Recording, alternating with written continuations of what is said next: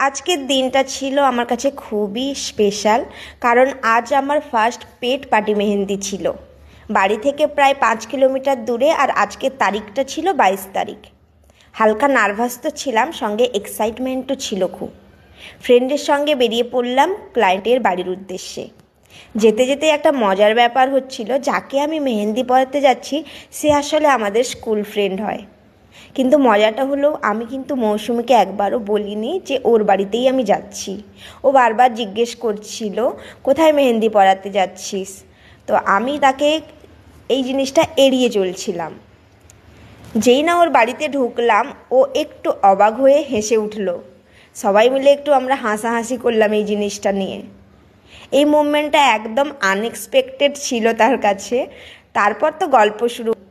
তিনজনের অনেক দিন পর দেখা, স্কুল লাইফ, পুরনো স্মৃতি, হাসি ঠাট্টা, গল্প আর শেষ হয় না।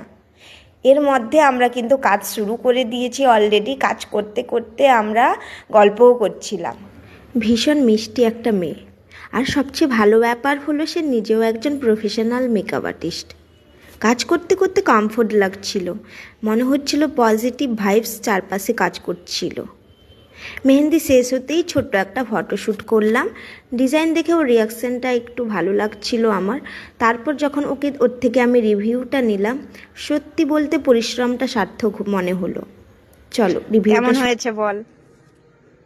আমি এর আগে কখনো কোনো মেহেন্দি আর্টিস্টের কাছে মেহেন্দি করিনি, নিজেই করেছি যতবারই করেছি।